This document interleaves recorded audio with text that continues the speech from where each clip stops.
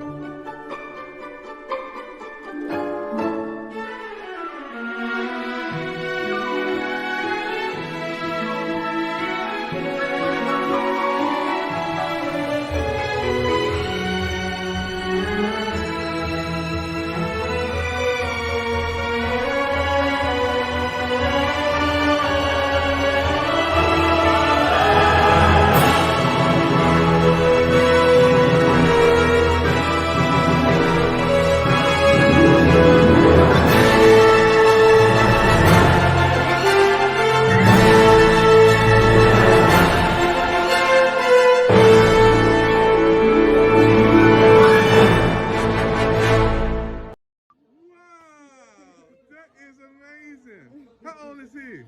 Say 10 months. 10 months, and he's got Pic TV at 10 months old. Look at that. That's our brand new member of the Pic TV network, folks.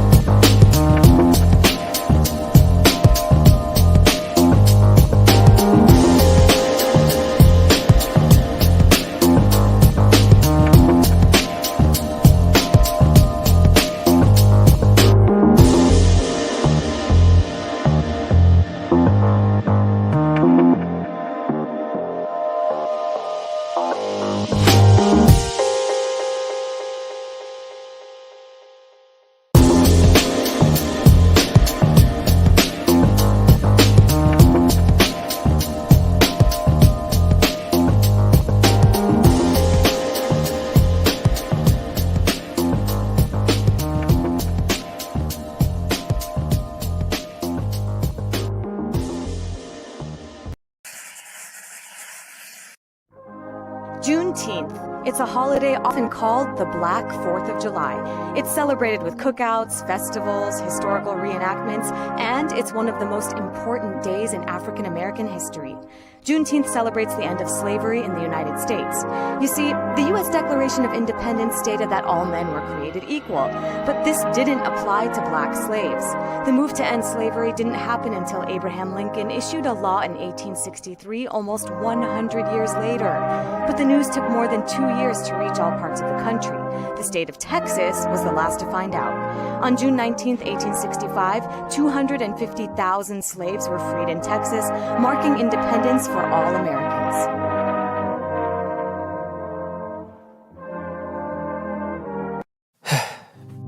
We've all been hurt at some point, even abandoned.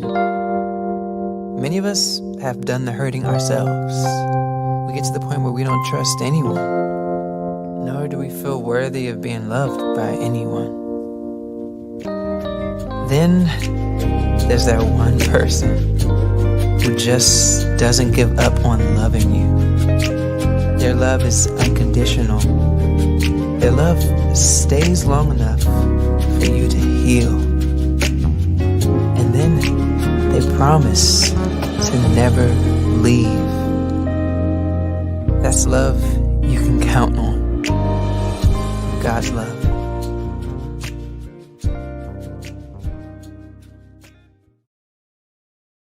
Well, hello everybody. This is Dr. David Evans from the Pic TV Network. I'm so happy to come into your homes once again all over the world. We want to welcome our audience from all over the world. Come on our television presentation tonight. This is our News World segment, and we got a hot topic for you guys. Brazil, France, Colombia, Mexico, Germany, Panama, Peru, Ireland, Canada, Africa, Argentina, United Kingdom, United States, and the rest of the world is watching right now, breaking live From Washington, D.C., all the way to award-winning Michelle Cox, the computer lady from Atlanta, Georgia. We also have Patty on from New York, the city that never sleeps. And we have my brother on today from Nashville, Tennessee, Pastor Cornelius, joining us today. Well, we got a hot topic, folks, and I want you to chat in, those who are watching with us from around the world, those who are watching with us in America. Chat in right now, those on YouTube, Pic TV Network, Facebook, Pic TV Network, Twitter, Pic TV Network, and Channel 1000, Pic TV Network Live. We are on right now. Now, tonight's topic, Black History and Beyond. You know, I want to bring Michelle up right quick, and I want to also bring Patty to the screen. You know, so many topics we covered in these new segments. Thank you for being award-winning news anchor person, New York, all the way to Atlanta, Georgia. Why is this topic so dear to you? You know, Michelle, you said we got to talk about Black history and beyond. Tell us why this is so dear to you. Well, I grew up in Jim Crow. And when we talk about Jim Crow, we're talking about the South. And that was when there were rules or black codes that limited what we could do. We didn't have the right to vote. We weren't represented in government. And we couldn't even hold certain jobs or live in certain places. They had redlining. So that's why this is very, very important to me. Now, Black history is more than what you've seen. And we know that for a lot of places, because we're talking about CRT is in effect right now, just a mention of something that's going to make a non-Black person uncomfortable. There are laws banning that now. There's been a law passed in Florida, and they're looking at passing a law in Texas, and there's one in Indiana that says you can't teach anything that's going to make a non-white person, a non-Black person uncomfortable. And so that's one of the reasons that we have to talk about Black history, because it's all over the news. Also, we have to talk about Knock Warrants and the current shooting of Amir Locke, a young man that was asleep on the couch in his blanket when the police came in, and they shot him within 9 seconds of coming into the door.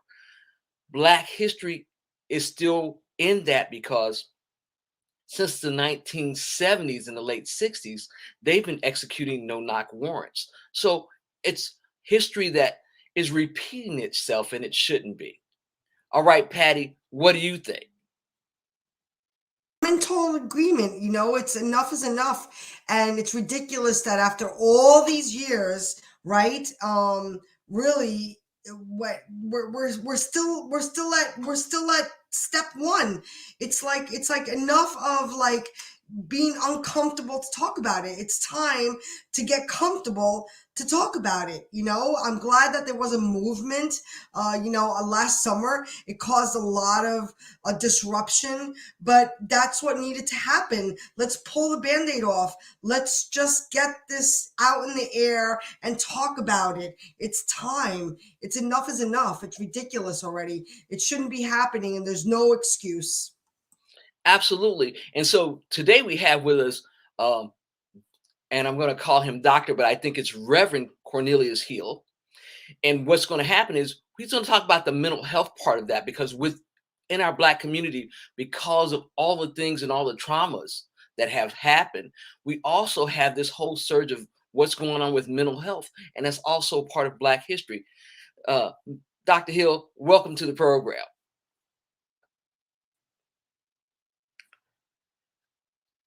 Let me unmute so you can hear me. Thank you for having me tonight from DC and in all the places. Listen, as African Americans, we know we are born with at least 3 traumas. That's just innate in us. And to go through this new Jim Crow and all of these new legislations that create a new trauma that traumatized our very existence until this present moment, we are seeing some things happen again that we really saw in the past of the American history. So now we are seeing some things politically. We are some things that are happening to us, not only in small municipalities, but big government again. And what do we do as people that have been traumatized? I say this, I was raised in the South.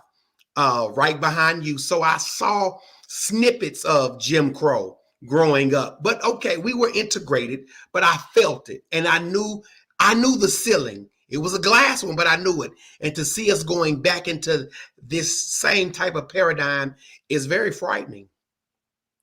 Well, not only is it frightening, let's think about some other things. So we've got 400 pieces of legislation that is restricting voting. Now, we've got the death of Amir Locke. We have several other, we just had the trial of Ahmaud Arbery, where you had, this is for some people unbelievable, but they convicted 3 white men in his death, and it's going to federal trial now. There are so many other pieces to this Black History moment. So when we talk about Black history, the other thing I get is, well, why is it Black history? Well, it's not just Black history. It's American history, but we've never been really written into the books. The things you hear about Black History Month are the same things that you hear over and over again. We hear about Dr. King. We might hear about a few inventors, Rosa Parks, but we really haven't got to the crux of that. There are over 100 Black inventors that have been left out of the history books. People like Garrett Morgan that invented the traffic light. We're talking about the mathematicians that were hidden figures that you didn't know about till a few years ago because they have been whitewashed history. And when we talk about they, I'm talking about people that run media. We're fortunate to have our own Black channel where we're not censored. We can say these things and people have to ingest it because we're not here to sugarcoat it. We're here to tell you the truth. But Black history is American history. At first, Black history started out with a week, and that was started by Carter G. Woodson. He is the godfather of Black history. Then later on, that week was turned into a month. Now it was February, number one, because of the president's holiday, Washington and Lincoln. And then Carter G. Woodson was also born in February, and this is how that started.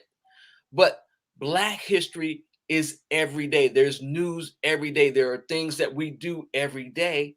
But the thing about it is you won't hear it or you won't see it in American history, even though we're a great part of American history. Patty, what do you think?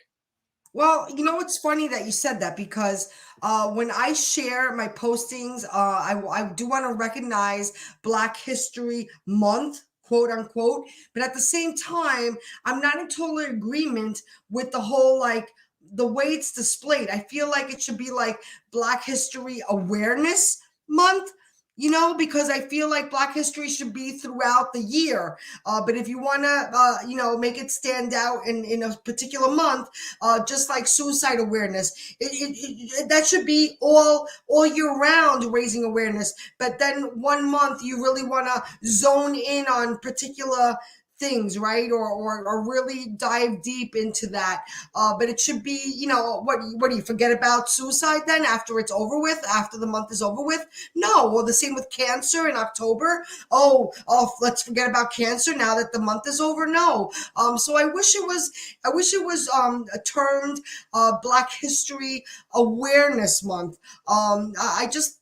For me, maybe it doesn't make sense for other people, but for me, because I agree, it's Black history, period. So when I share my hashtags say Black history, and that's it.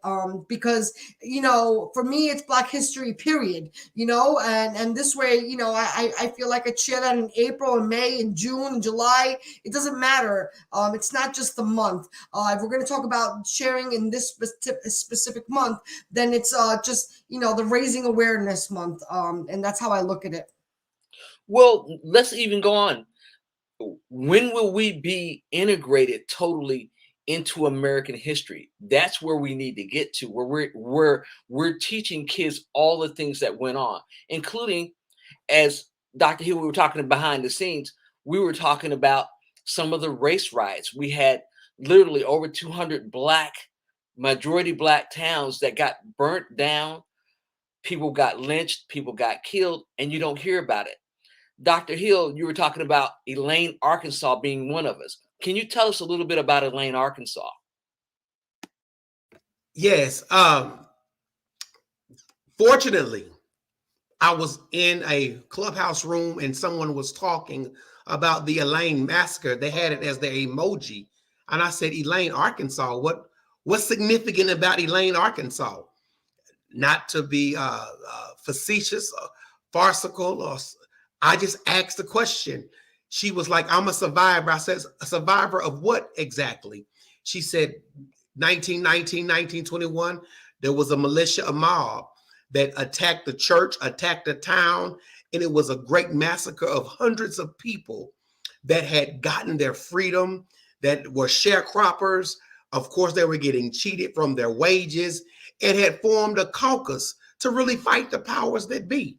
We all know back then and even to today what the powers to be, the color of the skin. You know, we're not throwing anybody under the bus, but it is what it is. And I said, I've never heard of the Elaine Massacre. She said, my great grandfather was able to escape. And she said she didn't even know about it until recently because nobody talked about what had happened in that town. It, like you said, it was totally dismissed. She said it was just like what we saw in Tulsa. There was fire, there was bombings. She was like, the people who told the story was like, they never seen so much malicious intent and hate from one particular person or group to another. But they were totally wiped out off the Arkansas map. Nobody talks about it. And here it is 100 years later, we're finding out about the Elaine Massacre, in which, once again, people of color got together, formed a caucus just to get privilege, the privilege that they deserve, their inalienable human rights. And once again, they were totally dismantled. And things happened, which was a massacre and a tragedy and a travesty to our people, the human people, the American people. It's tragic that these things happened then and they're still happening now, but now they're happening in a different space. Absolutely, because you talked about the Tulsa race riot. Well, they had the Jacksonville, they call it Bloody Sunday. But that whole year from 1919 to 1921, there were over 200 race riots. Now here in Georgia, because I don't, before we go to Georgia, Dr. Evans, do you remember the Devil's Punch Bowl? We played that clip. That yeah. was right. Yeah, I'm gonna get that. It's amazing. This topic today is so big, and people are chatting in all over the place, hearing about it. I want to thank our audience from Wisconsin. Kimberly saying so important to know Black history, the good and the bad too. We have all the way Word Publishing is coming in from Arizona. We celebrate all year long. We have Yolanda from Tampa, Florida. We have Kimberly coming in from Wisconsin again, talking about Black History Month all year long. Again, hello, Dr. Magoo from California. These people that we're talking about, you know, is history today. I believe we're still making history. When as you spoke about the Devil's Punch Bowl, that's on YouTube, and that was when the Confederate Army surrounded the slaves that was escaping, and what happened was they it was a massacre. You know, it was 20,000 African Americans killed at that time. Matter of fact, I'll see, can I get that and show you a clip of that? Right. So when we talk about the Devil's Punch Bowl, we had gotten freed. And it wasn't just the Confederate people because they were out of power. We're talking about Union troops. And they put rounded up all these people, made them dig their own graves, and they wiped them all out. Yeah, you know, being from Washington, D.C., I'm home. This nation's capital is right behind me, Patty and Michelle. We talk about this all the time. There was a lot of statues that were taken down. Black Lives Matter movement. Was it all good, or was it some bad in there mixed with it? Because first of all, the Black Lives Matter movement was not all blacks. Millions and millions and millions of dollars have been raised for that. And I know because of George Floyd's situation, we all rallied together for the good cause. But that movement, and I want you to talk about this a little bit, Michelle, the Black Lives Movement that we see today, the funding, did that go back into the communities that was tore up? You know, did that go back into the Black businesses? Elaborate a little bit on that, Michelle. Well, when you talk about the Black Lives Matter movement, and just to put a crux in it, Black Lives Matter, but it wasn't just Black people. We had allies from across the spectrum. There were white people that were supporting. There were Asian people. There were people, you know, other people of color coming together to say no more. Coming together to say, we can't allow the killing of our brothers and sisters, no matter what their color is. And so that's how the Black Lives Matter movement started. Now, as far as the funding is concerned, the funding was to go to support these rallies. But it's just like we had a veteran up in Seattle. He wanted to go and see about it. And this is a decorated Navyman, white guy. They broke his hand when he was just asking a question on why are you mistreating Black people. So we've always had white allies and Jewish allies. If you think about John Harper and the raid there, he was a white guy, an abolitionist that said slavery is wrong. And so he was helping Black people to overturn slavery. The Quakers, because I had a sister friend of mine, she's like, you know, sometimes I feel bad because of what white people have done. I was like, but you have to look at the Quakers. A lot of Quakers gave their life because the God they served and the God we serve says people shouldn't own people. So when you talk about that, the Black Lives Matter movement is basically a resurgence of the whole abolitionist movement back in the day. And that's what we have to look at. Dr. King wrote it so poignantly, and Dr. King authored 5 books, and one of them is called Community or Chaos. Where do we go from here? And he always said, it's not all the bad white people. Sometimes it's the apathy of the good white people that caused this to continue. But what we saw with Black Lives Matter was we saw that white people were becoming more conscious on these are things that have happened to Black people. They're getting a history and they're starting to read these things. What do you think, Dr. Cornelius? I concur. One of the things that I'm seeing is a lack of misinformation, and that might be due to the fact that that's what they want the masses to know. What has happened in part of my area and influence is we've been split over the Black Lives Matter movement. We've made it something against conservative versus liberal as it relates to orientation. So now when we started having Black Lives Matter movements, people started talking about people's personal preference, which totally distracted us from gaining the momentum that it really needed. And it became against liberals versus conservatives, Republicans versus Democrats, the old versus the young, the church versus the unchurched. So when we came together and when we see these Black Lives Matter movements come together now, it's like there's so much division and somebody's behind this division. So it loses its momentum, it loses its steam, it loses its luster. And then we start seeing the scandal after scandal, whether it's true or false, but the narrative has been painted and portrayed that Black Lives Matter is not even a black people now. It's a political agenda. And it's like, that's not how it began. That's not it.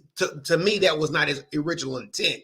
So I'm grateful to be on here tonight just to hopefully clear up some of the disgruntled ideologies that we see surrounding individuals who have painted a narrative that have divided us, that have brought our communities to chaos rather than brought our communities back to some type of order and control. Well, Patty, what do you think? What did Black Lives Matter do? Because you're in New York and it was a real big hotbed there. Can you? Well, I just want to tell you something. I brought this book out. This is a guy, Howard Zinn. It's backwards because of the screen. He passed away now, but he was an activist. And in this big, huge book, okay, it's a big book with very fine print, and he wrote plenty of these books. There are things that were never on the news, were never taught in school. That's what I have a problem with. I have a problem with it's not being taught in school. And it's not, then it carries over. You know what I'm saying? And then here you guys are talking about things that happened in the 1920s. Here we are 100 years later.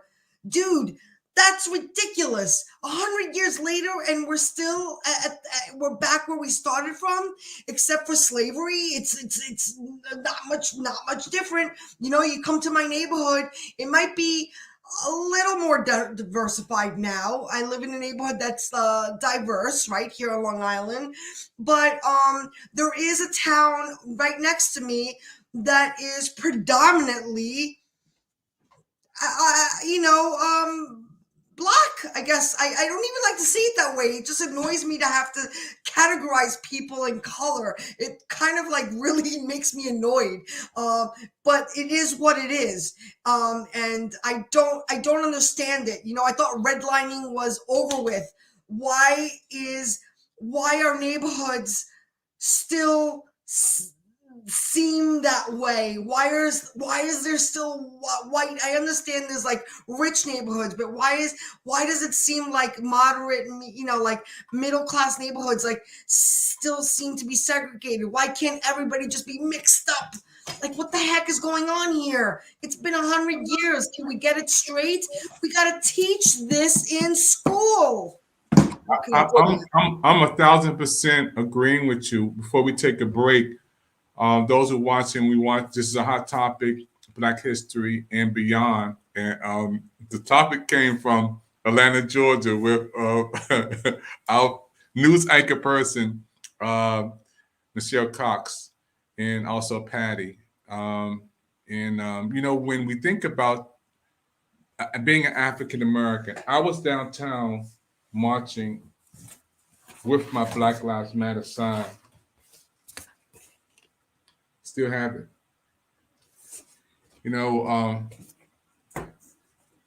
50, 100 years ago, we would have been killed for that. Would have been killed for that. Would have been lynched for that.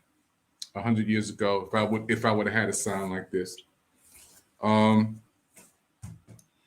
when we see the incident that happened, I'm gonna go into it with Michelle when we come back about the protest. I was downtown outside the gates of the White House. I was down there outside, and there was a lot of perpetrators down there just trying to start something. And I'm gonna get into this with Michelle when we come back. They were planted there. There were more good people than bad people, and they was the ones who was causing this confusion. They were sent to the city. It wasn't the people from DC. A lot of folk came in with attitudes and came in to make something pop off.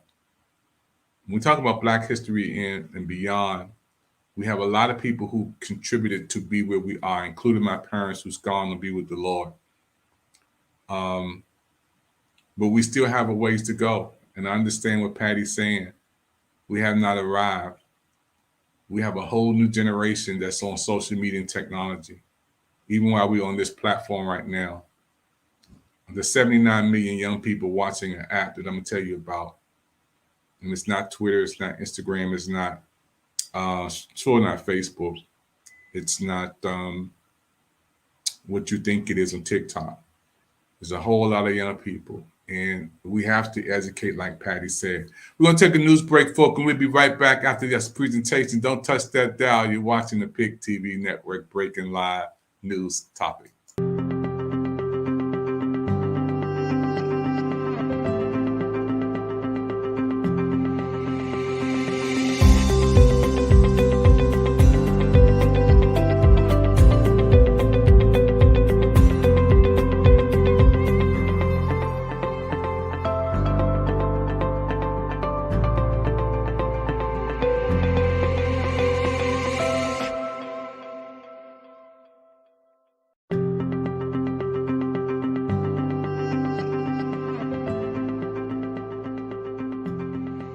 Yes, you can achieve a college education right here in your own community.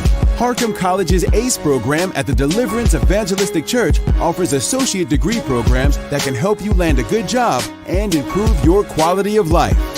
I like Harcum and Debbie because I can continue my education. The teachers are great. The atmosphere is great. It's all possible through Eileen and Harcum. Call now or check out our Facebook page at Harcum College at Deliverance Evangelistic Church.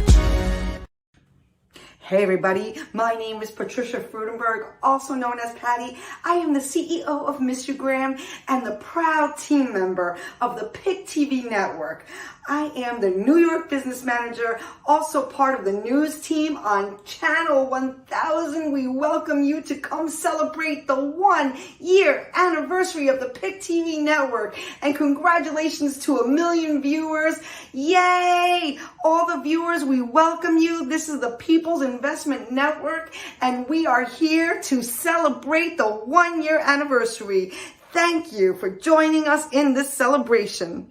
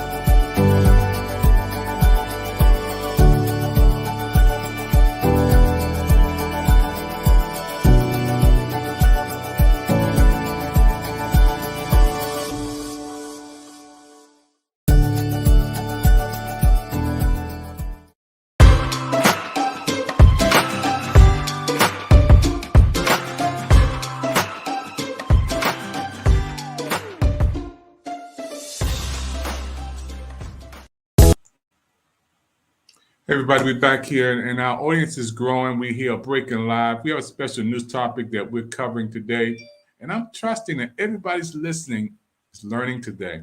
You know, what we're trying to do is to get everybody to understand that we all one. We all need each other. I need you. You need me. To make the world a better place, we need each other.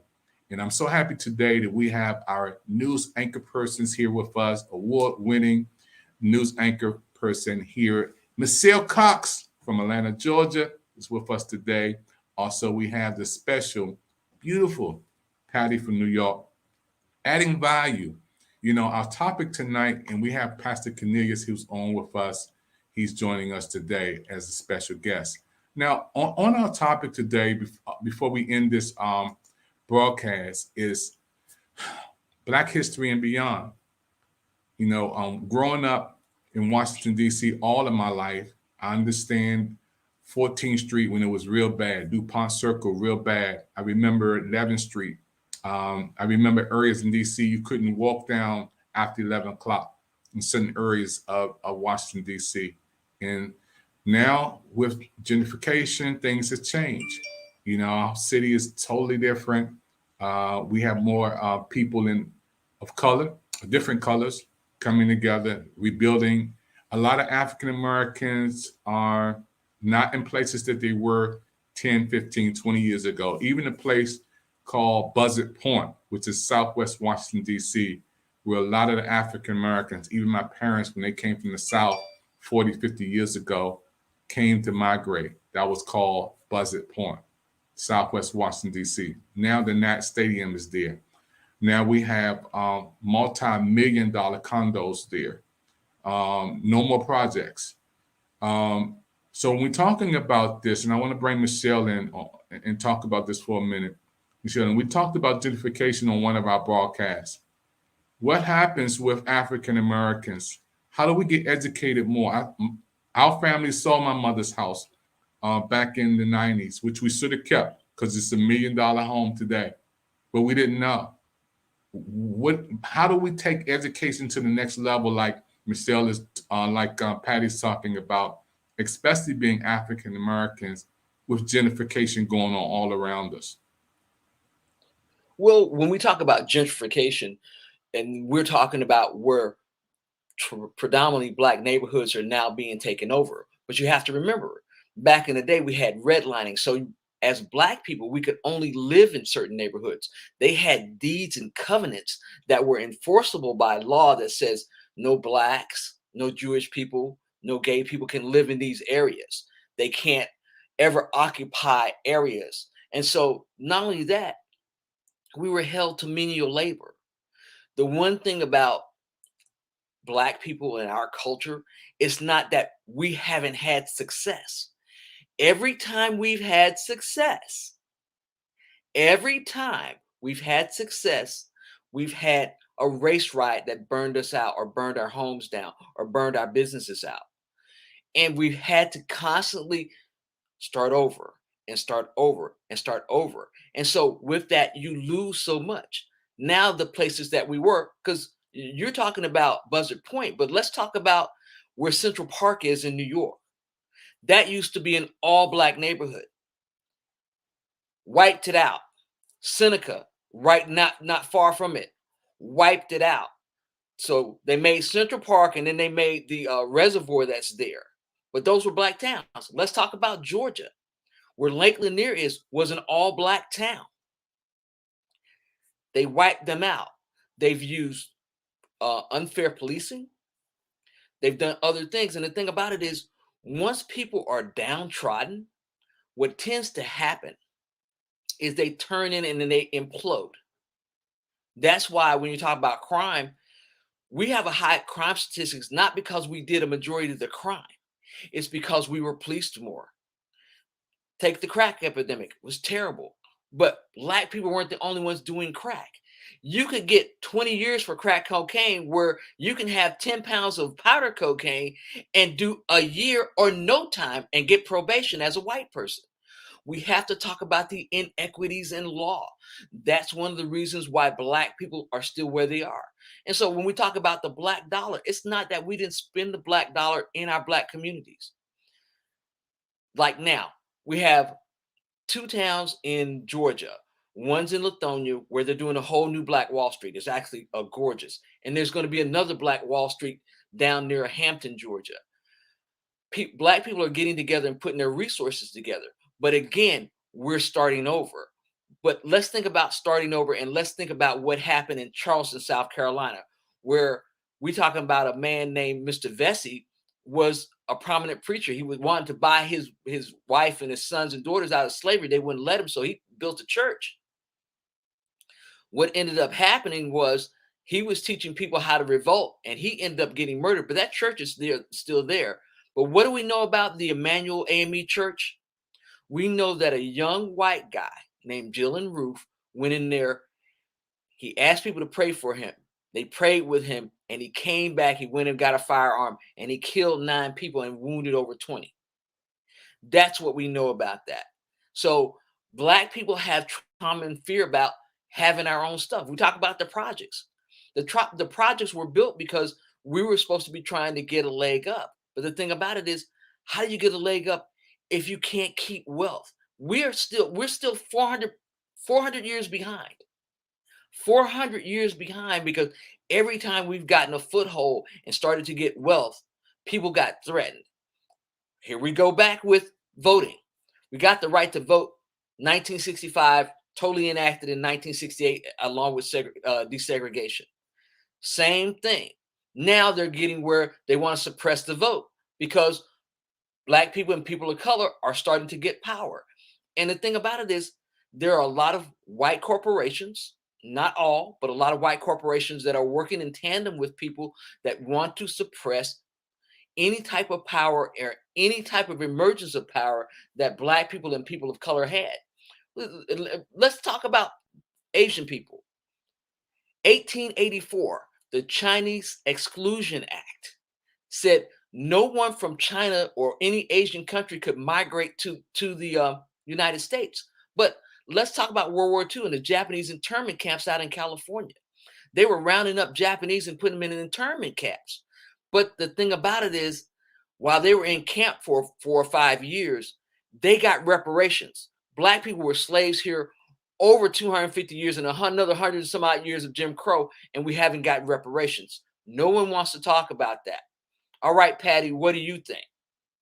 No, as you're talking, it just like, again, it's like I wanna like find a way to get to the root of it, because we know what happened, we know what is happening, but let's get to the root of the problem and just fix this. Like I just, it's so frustrating, you know, like I can't believe it's 2022.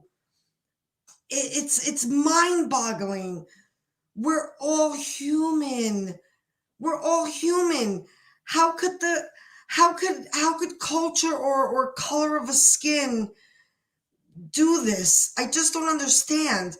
You know, it just boggles my mind. You know, you're talking about all the history that's happened, and it just blows my mind that here we are in 2022 and not a lot has changed. Not a lot. Some things, yes, but not a lot, you know? I just feel like, why do they have to be like laws of diversity? It shouldn't even be about diversity. It should just be all that. Like, okay, I understand diversity because we need to like introduce it, right? But it's such bull that it's even a word, diversity. It should always just be everybody is all in. You know, it just boggles my mind. It really does. I get a little emotional because again, 2022, and there's such little change. And again, I believe it starts with education. We have to get educated and stop the nonsense and stop, you know, the equal rights. It should be across the board, you know, for everybody. Culture and color should not make a difference. Yeah, you know, Patty and Michelle, those who are watching right now, you're watching a special news segment on the Pic TV network. We are with award-winning anchor person, Patty from New York, and also Michelle Cox. It's one of these subjects that we talked about. We talked about gentrification. We talked about American health crisis. We talked about the food shortages, the food deserts. We talked about reconnecting the generation. There was a whole bunch of topics that we discovered. But this is one of those times that we're talking about something I can see Patty feeling hurt, you know, on worldwide television that we have on Pic TV network and people are watching. But the sad reality is that all of us was touched by George Floyd's situation. And I was talking to Patty last year, and I was talking to Michelle because we covered some of the information. A lot of people who were down there with the band like this, I was there. I was one of the people who had the Black Lives Matter downtown. But Michelle, there was a lot of people who were coming to cause division. Some people were even on their cell phones talking about stuff that never even happened. You know, they were sent there, even in Atlanta. They were, you know, people were trying to break up stuff, and they were coming in, busting out the windows and busting out stuff. You know, where did these people come from? So you saw it in New York too, Patty. Where did these people come from, Michelle? They're called agent provocateurs, and what they are plants, people that are planted to disrupt. They're planted because the thing about it is, the one thing they wanted to say was Black people aren't protesting peacefully, and so this gave police the ability to come in and literally start to hurt people, because you had people that were like, oh no, well they're not protesting peacefully. Here's what happened in Buckhead. Peaceful protest, but they caught non-Black people coming in, breaking out windows. They got them, and you saw Black people actually standing in front of buildings. No, we're not here for that. We're here to protest the death of George Floyd, and we're going to do this peacefully. But we've always had agent provocateurs. If you think about how Dr. King got killed, how Dr. Medgar Evers got killed, all these people that have gotten killed because the FBI and other agencies were in on We need to be disruptive. But you got to remember, the easiest way to control people is to keep bringing chaos. If you bring enough chaos, you hope people get tired. They get weary. They get frustrated, and then they stop fighting. We can never afford to stop fighting. We can never afford to get weary as people, whether it be our allies, whether it be us, whether it be our children. We always have to be in making sure that we're teaching each other and we're moving to the next level. But these agent provocateurs have been around forever. Back in the day, we would call them spies. They would go into a place and they would seem like normal people, but they weren't, and they were there to disrupt. The easiest way to control people is controlling in chaos. If you look at the former president, he was a chaotic guy. He liked to have a lot of mass hysteria and a lot of chaos. But we cannot afford to not see what that is. And it's the ability to make you tired and make you exhausted and make you not want to fight. We don't have that luxury. If we're going to change this system, the things that we have to do is, number one, people have to get comfortable with uncomfortable conversations. The only way children are going to change is they need to know all of the history. We have to stop whitewashing it. That is the biggest problem we have, Patty, because you're talking about what's the solution. Well, the solution is talking about America's greatest sin. America's greatest sin was slavery. America's greatest sin was man's inhumanity to man. And you got to remember, before there was slavery, there were indentured servitudes. Indentured servitude was when people came across from other countries and they worked under people, but they were supposed to work for 7 years. Well, people started losing money. So what do we need to do? We need to find or have a class of people that we can readily identify as slaves, and they can never escape from us. Then they started enacting all these laws to enforce slavery, and they also used religion to enforce slavery. That's why people have to know the history, because no one talks about Black people before slavery in this country. You don't talk about Africa. People don't even realize Africa is a continent. Unlike the United States, it's a country. Africa is 4 times the size of North America. And just think of Nelson Mandela. In you know what I'm saying? Like that whole thing, like that blows my mind too. Like I can't believe like he went to jail for you know, like I'm so happy he finally came out. But Nelson Mandela went to jail for 27 years trying to oppose apartheid. But what I'm saying is, we have people that have colonized or came and sat on people's land and say, hey, this is mine. We're taking it. Well, we need to address that people took from people, they stole from people, and this is how it got to where it is. Now, in that theft, they were like, well, we need to make those people look bad. It's just like them killing Amir Locke, the young man that was sleeping on the couch. We need to make him a suspect. So we're going to make Black people, we're going to vilify them in the media. We're going to make them suspects all the time. That way, anytime we do something to them, there's no question. We can do it unabatedly because we make them look bad. We make them seem bad. We make them evil. You always thought about, well, if you thought about the old cowboy movies, the good guy on the white horse, the white guy. You got to remember, even in those days, white guys that were working on ranches weren't cowboys.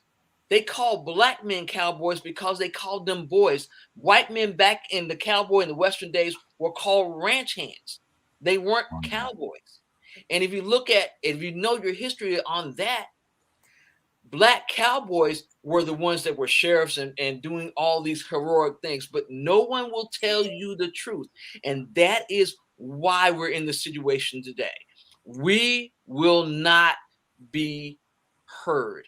And until we're heard, until all white people acknowledge that there was slavery, there's racism, there's systems set up to keep Black people and people of color in their place, this will not change. And we're going to continue to have these marches and walks. But the thing about it is, you also have evil people. Evil people want total power, and they'll do anything together, including wiping out black people. That's what a race war. And with that said, we're going to get into this in the next segment. You know, had the Capitol invasion would have been blacks down there, Patty. Had it been African Americans, 15 minutes from my home. Matter of fact, I went down there the week afterwards, and I was almost in tears, right down on Pennsylvania Avenue, riding up towards the Capitol. It looked like Alcatraz. There was gates all around it. I mean, when I say around it, I mean blocks and blocks and blocks and blocks and blocks. Countless blocks were just gated. And I've never seen that before in my life. And barriers up. You know, my city didn't feel right, and it still doesn't feel right. You know, when things like this happen, in the midst of that situation, that we cannot forget. A lot of those people who were there were let in, Michelle. They were inside people. They were already. It was a setup all along. You know, so what we're dealing with today is a whole lot of greed, a whole lot of envy, a whole lot of jealousy of people with money that don't care about nobody else but themselves and the privilege that they have to be the color that they are. There was one white individual asked another black individual asked a white individual, if you could be Oprah Winfrey and have everything she had, would you change your color? He said, no, I love my white privilege. I will never want to be her. I don't care how much money she had. When people have that mindset, and even Oprah went to one of the, and I'll play that segment. She went to a country and they didn't know who she was. And she wanted to buy a pocketbook. And she said, I want that pocketbook.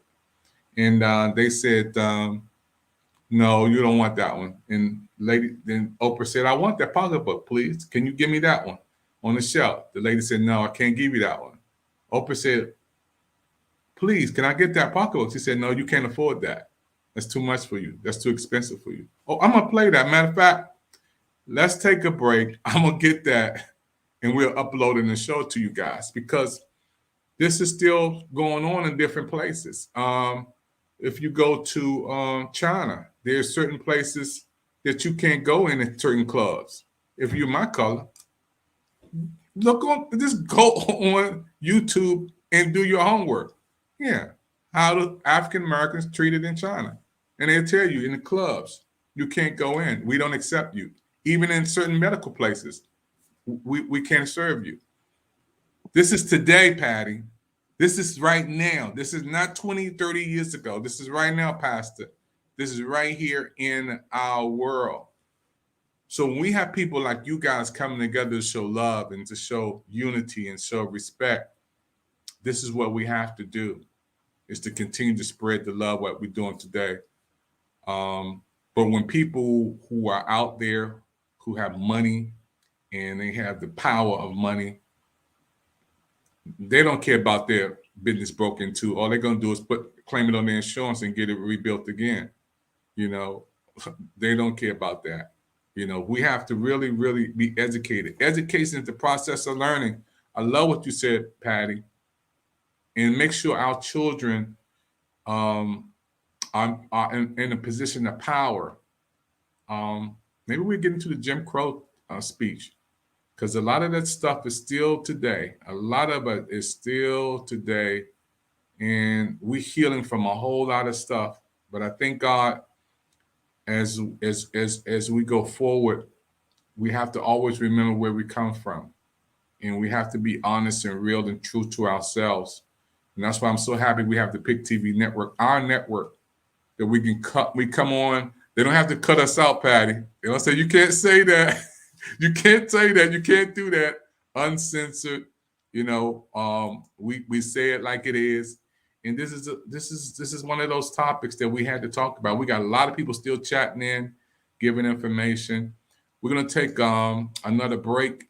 We're gonna come back with part 2, folks. Those that are watching, we're gonna take some chats from you guys because we got people chatting in from all over the place, and we love your comments coming in. Keep on sharing your comments, and then we're gonna have Pastor to come back into to share information. All right, you're watching the Pic TV Network. I'm breaking live right now. News topic: Black history and beyond. We'll be right back after this.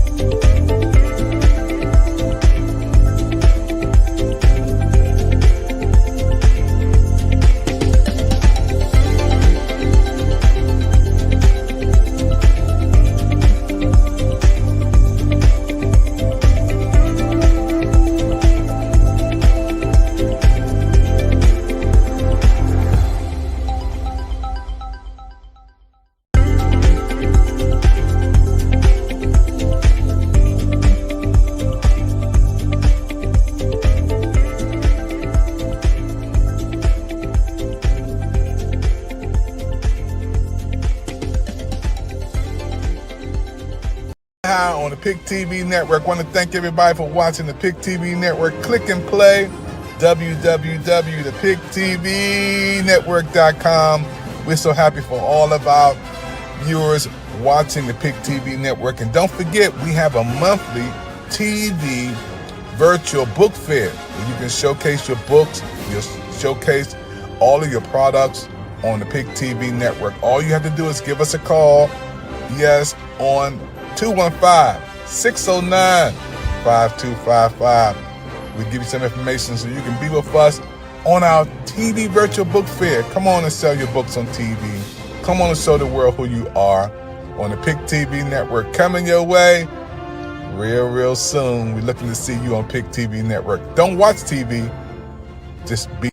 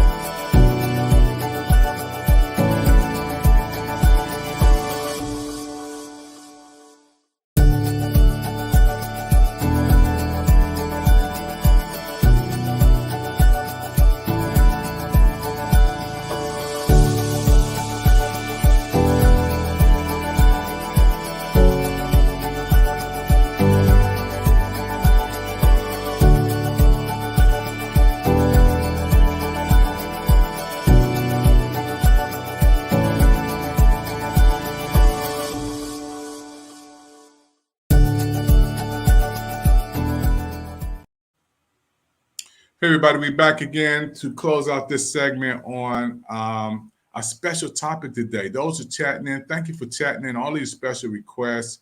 We have so many people chatting in, and somebody could Super Dave. Yeah, I was just flying around, y'all.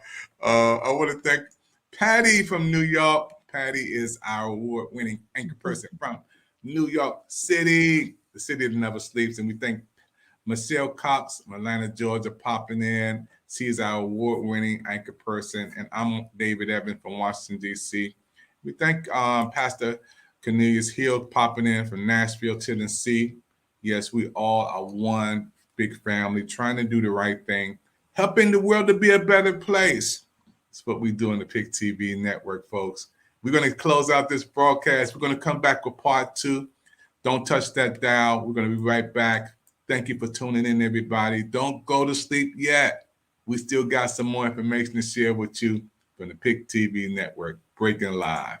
We'll see you on the next show. They love having a good time here, you guys.